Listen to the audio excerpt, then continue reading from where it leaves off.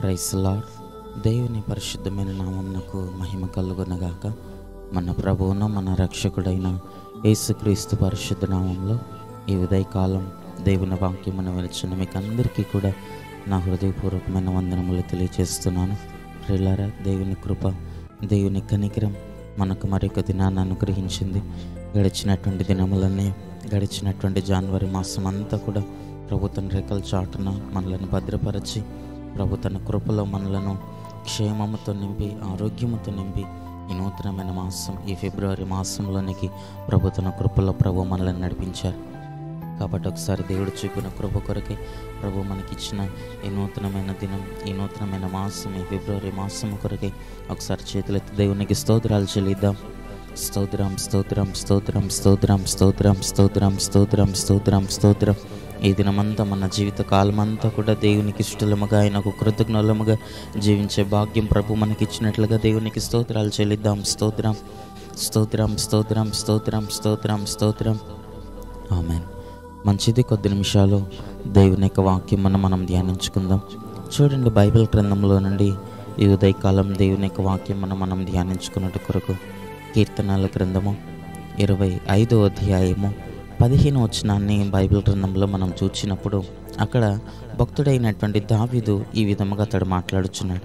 ఏమని మాట్లాడుతున్నాడు అనగా, నా కన్ను దృష్టి ఎల్లప్పుడూ యెహోవా వైపునకే తిరిగి ఉన్నది, ఆయన నా పాదములను వలలో నుండి విడిపించును అని భక్తుడు అక్కడ మాట్లాడుచున్నాడు.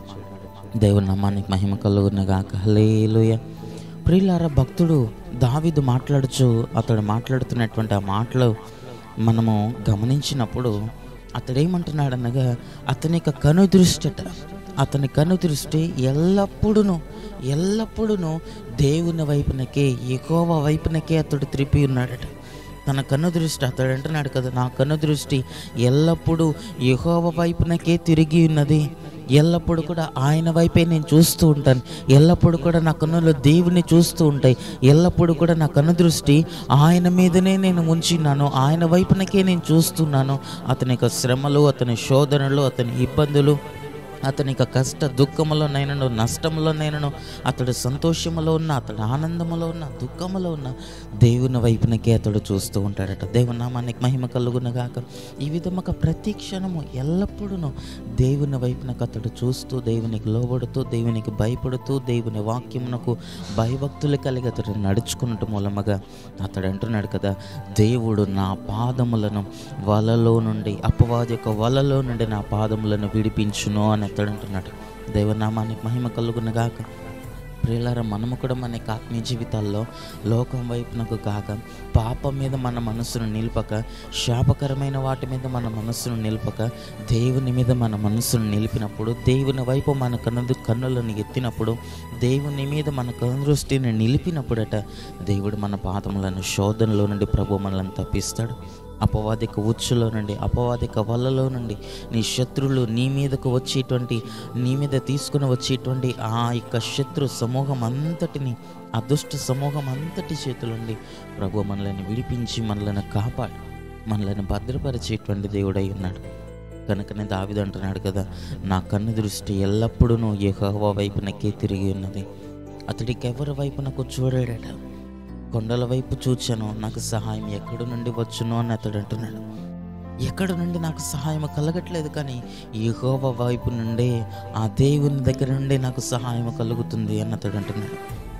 కాబట్టి ఈ చివరి దినాల్లో దేవుని మీద మన మనస్సును నిలిపి, ఆయన వైపు మనము చూస్తూ, ఆ పరిశుద్ధ ఆలయం వైపు నీ చేతులు ఎత్తినప్పుడు నీ విజ్ఞాపన ధ్వని దేవుడు ఆలకించి, నీ కన్ను దృష్టి ఎల్లప్పుడూ దేవుని వైపు నీవు త్రిప్పి, ఆయన మీద మన మనస్సు నుంచి ఆయనకు మనం లోబడుతూ, ఆయనకు మనం భయపడుతూ, దేవుని చిత్తానుసారంగా మనం నడుచుకునేటప్పుడు ఈ చివరి దినాల్లో ప్రభు కృపలో మనము కాపాడబడగలుగుతాము. శత్రు సమూహంలో నుండి మనము తప్పించబడగలుగుతాము. అపవాదిక వలలో నుండి ప్రభు మనల్ని తప్పిస్తాడు. ఈ లోకంలో అపవాది అనేక మార్లుగా నిన్ను పడవేయాలని, నేను శోధనలలో గురి చేయాలని, శ్రమల్లోనికి నేను గురి చేయాలని అనేక మంది మనుషులను రేపి నీ మీదకు పంపించవచ్చు. ఆ మనుషులు నిన్ను పడద్రోయుటకు, నిన్ను వలలో చిక్కించుకున్నటకు ఎన్ని పన్నాగములు పన్నినప్పటికీ నీ పాదములు ఆ వలలో పడకుండా ప్రభు కాపాడతాడట. ఎప్పుడు దేవుని వైపునకు నీవు చూచినప్పుడు, దేవుని వైపునకే నీ మనస్సు, నీ దృష్టి ఆయన మీద నీవు నిలిపినప్పుడు, దావీదు ఎల్లప్పుడూ కూడా ప్రతి నిమిషము ప్రతి క్షణము దేవుని మీద అతడు ఆధారపడేటువంటి వాడు. అతడు ఏ స్థలానికి వెళ్ళాలన్నా మొదట దేవుని దగ్గర విచారణ చేసేటువంటి వాడు. ఏ కార్యం చేయాలన్నా మొదట దేవుని ముందు పెట్టుకొని అతడు వెళ్ళేటువంటి వాడు. కనుకనే దేవుడు అతని పాదములను వలలో నుండి విడిపించాడు. అతని యొక్క పాదముల శత్రు సమూహములలో, ఆ యొక్క శత్రువు యొక్క ఉచ్చులలో పడకుండా దేవుడు అతన్ని కాపాడినాడు. ఈ రోజున మనమందరం కూడా ఈ చివరి దినాల్లో ఈ అంత్య దినాల్లో దేవుని రాకడకు అత్యంత సమీపంగా ఉన్నటువంటి ఈ దినాల్లో దేవుని మీద మన మనసును నిలుపుదాం. లోకం మీదనో, పాపం మీదనో, శాపకరమైనటువంటి వాటి మీదనో, దేవునికి అసహ్యకరమైనటువంటి వాటి మీదనో మన కన్ను దృష్టిని నిలపక, మన మనస్సును వాటి మీద మనం నిలపక, దేవుని మీద నీవు నీ మనసును ఉంచినప్పుడు, దేవుని మీద నీ కన్ను దృష్టిని నిలిపినప్పుడు దేవుడు నీకు సహాయం చేయగలుగుతాడు. నీ పాదముల శోధనల నుండి తప్పించగలుగుతాడు, శ్రమల నుండి విడిపించగలుగుతాడు. శత్రువు యొక్క వలలో నీవు పడకుండా ప్రభు నిన్ను కాపాడగలుగుతాడు. కనుక అట్టి కృప, అట్టి ధన్యత ప్రభు మనకందరికీ అనుగ్రహించి ఆయన మీద మన కన్ను దృష్టిని నిలిపి, మన యొక్క మనస్సును ఆయన మీద నిలిపి ఆయన చిత్తానుసారంగా నడుచుకునే భాగ్యం ప్రభు మనకందరికీ అనుగ్రహించునుగాక. ఆమేన్. కన్నులను మూసుకునండి, ప్రార్థన చేసుకుందాం. మహాపరిశుద్ధుడా, దయగలిగిన మా ప్రభువానికి స్తుతులు స్తోత్రములు చెల్లిస్తున్నా.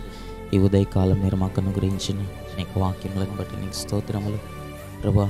నీ లేఖన భాగంలో మేము చదువుతున్నట్లుగా పరిశుద్ధుడా, మా మనస్సు, మా కన్ను దృష్టి నీ మీద మేము నిలిపినప్పుడు మీరు మా పాదములను వలలో పడకుండా, శోధనలో మేము పడకుండా మీరు మమ్మల్ని విడిపిస్తారని మేము చూస్తున్నాం.